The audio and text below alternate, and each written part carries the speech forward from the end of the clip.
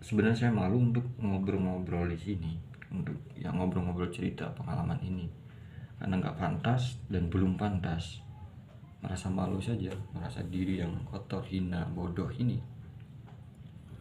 belum pantas. Maka kalau para sahabat sedulur mengizinkan saya untuk bercerita di sini, eh, apa untuk bercerita tentang pengalaman spiritual.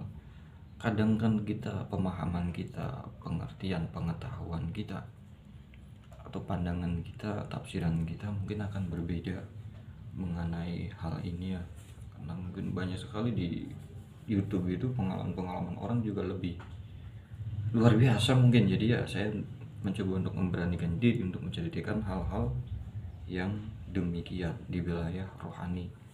Orang umum bilang mungkin namanya spiritual.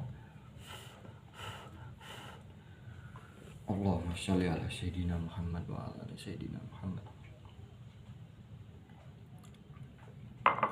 Sebelumnya saya mohon maaf, siapapun Anda, dimanapun Anda, izinkan saya untuk ngobrol, bercerita tentang pengalaman-pengalaman rohani. Ya mungkin di sini juga banyak yang mengalami hal-hal yang mungkin tidak bisa diceritakan, kisah-kisah pribadi ya, yang mungkin susah untuk diungkapkan, untuk ceritakan. Mungkin banyak sekali hubungan antara hamba dan Allah, hubungan orang hablum minallah dan hablum minanas. Ini khususnya hablum minallah mungkin ya. Jadi cerita-cerita yang mungkin dialami oleh seseorang yang mungkin dia itu sulit untuk menjelaskan, sulit untuk menceritakan dan diungkapkan, sulit untuk diobroli karena bukan jare itu katanya, karena ini nyatanya bukan katanya, bukan jare ini jare itu, tapi mengalami sendiri, merasakan, menyaksikan dan mengalami itu beda dengan jare atau katanya. Sebenarnya yang namanya nyatanya itu lebih utama daripada jare ya, katanya. Itu belum menyaksikan, merasakan, apalagi mengalami, merasakan, menyaksikan. Agar kita yang mungkin bertambah iman gitu para sahabat. Jadi suatu hari saya sedang di tempat pemakaman umum. Jika Allah mengizinkan saya untuk bercerita di sini ya, karena semua itu dari Allah. Mata dilihatkan, Allah yang melihatkan. Jadi dilihatkan mata ini ya, hidungnya bernapas ini diizinkan oleh Allah, telinga ini diizinkan untuk mendengar. Jadi mata kita ini yang melihat video ini ya diizinkan oleh Allah. Mungkin ya para termasuk sedulur ini mengiklik video ini mungkin serba penasaran atau gimana, pengen tahu ya, mungkin begitulah putar-putarannya. Karena kita wajib belajar ya, dia mungkin ya bareng-bareng belajar, karena saya juga masih pengen belajar. Begitulah para sahabat sedulur, ketika saya memasuki tempat pemakaman umum TPU, memang di situ juga ada kakek buyut saya di situ. Jadi baru saya itu di tempat maksudnya di depan halaman TPU itu, baru juga masuk saya mengucapkan salam. Itu sambutan yang sangat tidak diduga-duga, tidak dibayangkan, tidak benar-benar sekali saya terpikirkan sesuatu hal yang membuat saya itu sejenak semua kosong, pikiran, pandangan, pendengaran, atau ucapan berbicara ini semuanya kosong. Tidak ada lagi kebisingan di luar ini ya, maksudnya di dunia. Tidak ada lagi keributan di alam dunia. Jadi kalau di dataran muka bumi ini, dua nama yang baik. Tidak ada lagi kebisingan, keributan, karena memang di makam ya tetap, tapi itu memang makamnya di pinggir jalan. Jadi serentak saya menyaksikan suatu hal kejadian yang saya sendiri belum pernah mengalami, belum pernah menyaksikan dan merasakan hal-hal yang demikian.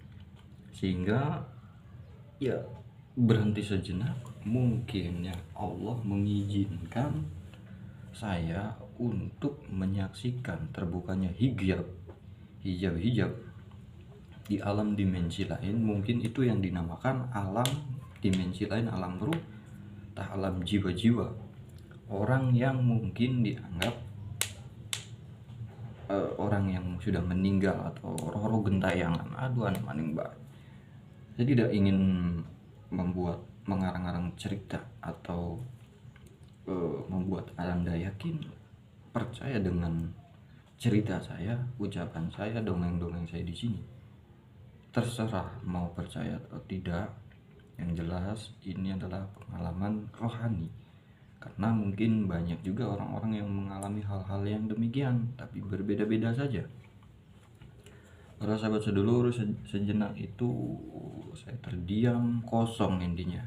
Dari pandangan, dari pendengaran, dari ucapan ini, semua seperti berhenti, hening, tidak ada suatu apapun yang bisa masuk ke sini. Hanya satu, saya difokuskan, saya dirasakan, saya disaksikan, saya dialami suatu hal kejadian yang sangat luar biasa, yaitu saya disambut oleh sosok-sosok yang berteriak, yang menjerit, yang menangis.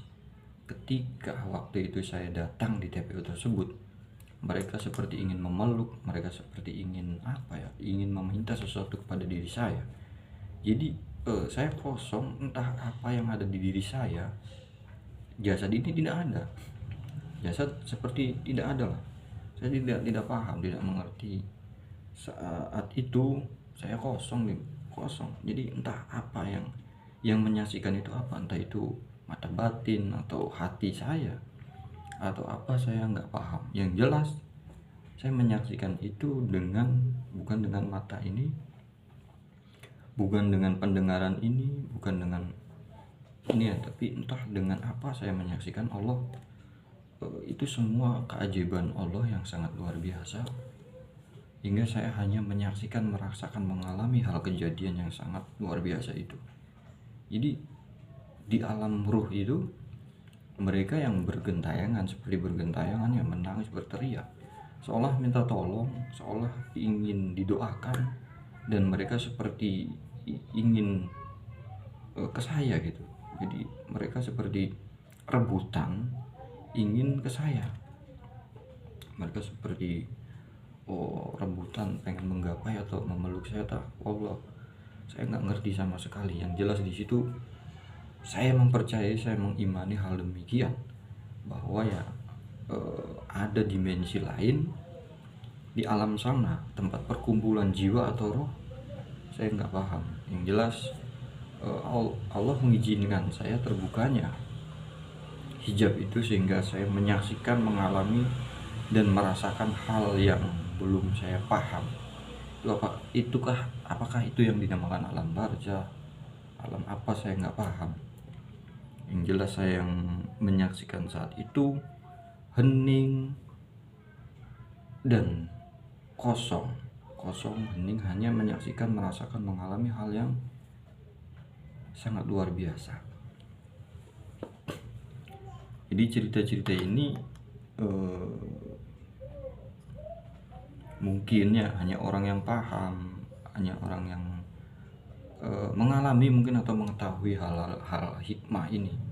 Mungkin ini larinya ke hikmah, entah faedahnya apa, ibaratnya kita dapat pelajaran apa dari sini. Para sahabat sedulur, saya membuat cerita ini atau mempublikasikan video ini, membuat cerita bukan bertujuan untuk apa-apa ya, jadi untuk berbagi cerita aja.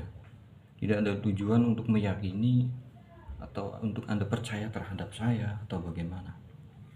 Yang jelas cuman hanya berbagi cerita, karena pasti banyak di antara para sahabat sedulur yang mengalami hal-hal yang demikian, hal-hal yang mungkin belum pernah dialami, dirasakan, atau disaksikan.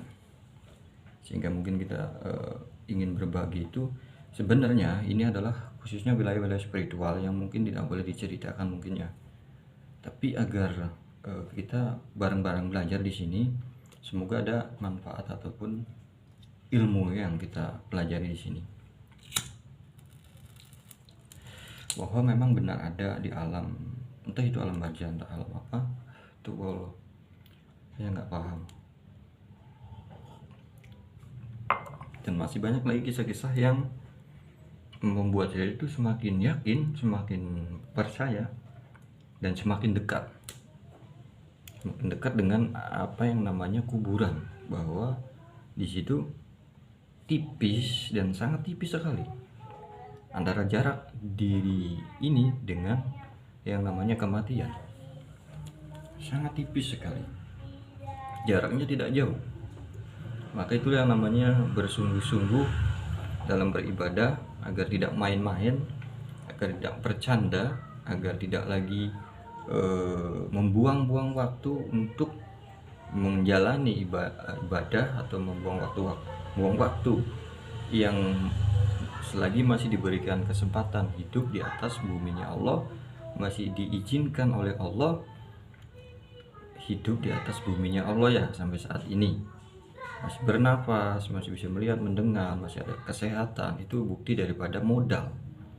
Allah memberikan modal kepada kita untuk beribadah, untuk mengenalnya. Begitu para sahabat sedulur.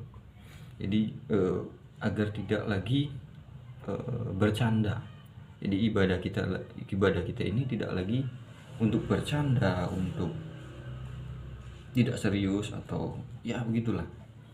Intinya kita ini jangan main-main, atau dibikin main-main, atau ibadah kita ini hanya sekedar apa ya, susah untuk saya ngobrol karena takut gimana ya, salah ngomong. Intinya kita serius, tujuan kita agar menggapai ridho Allah, mendapatkan rahmat, ridho Allah, dan syafaat Rasulullah. Karena jelas sekali sering kita mendengar umumnya bahwa ibadah itu urusan sama Allah lillahi ta'ala, ya jalankan dengan sungguh-sungguh lillahi ta'alanya. Lillahi ta'alanya dengan sungguh-sungguh, yakin, yang penuh, yang murni, yang tulus, yang ikhlas kepada Allah, bukan kepada selain Allah.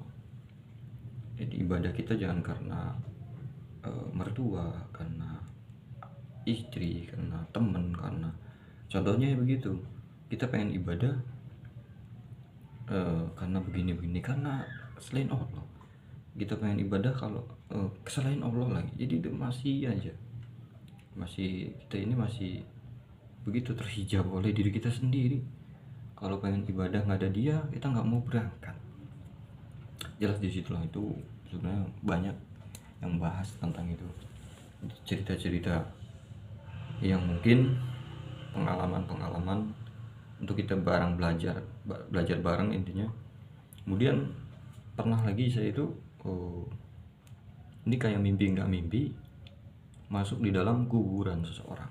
Kemudian saya di alam kubur itu ngobrol dengan seseorang. Jadi kondisi dan situasi di alam kubur itu seperti orang berhaji ya. Jadi yuk ini nyerempang ke sini, pakaiannya putih-putih.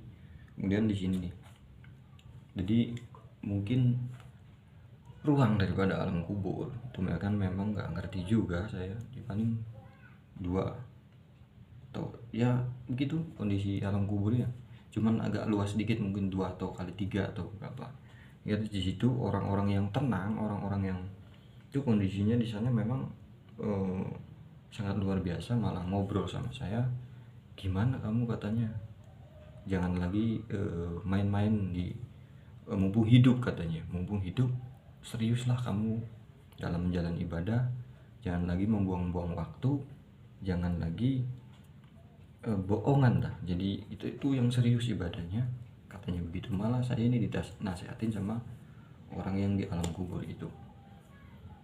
Ya mungkin banyak sekali di sana atau sedulur itu mengalami hal-hal yang demikian juga ya. Maka memang ya begitu, cerita-cerita rohani mungkin ini ya namanya.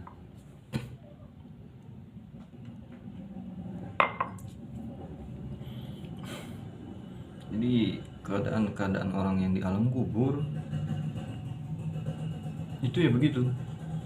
Di sini maksudnya ini pakaian putih ke sini itu karena di situ mengalami, merasakan, menyaksikan. Ini bukan ngarang buatan, memang ini suatu hal pengalaman waktu ya Allah izinkan saya ya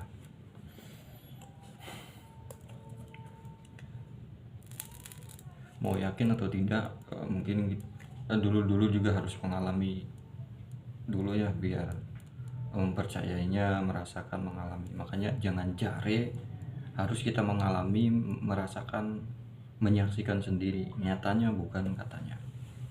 Kemudian kalau kita berziarah di tempat para wali itu, memang di situ ada ya para walinya itu. Ketika saya belum apa-apa, baru mau ke tempat beliau, tempat makbaro si sang wali ini, saya udah disambut. Ketika saya assalamualaikum, beliau udah pada nyambut. Itu benar-benar nyata, tapi seperti biasa, bukan ini, bukan mata ini, bukan telinga, bukan mulut ini. Jadi kolbu atau hati kita atau batin kita ini yang berkomunikasi dengan beliau ini, langsung ngobrol-ngobrol gitulah.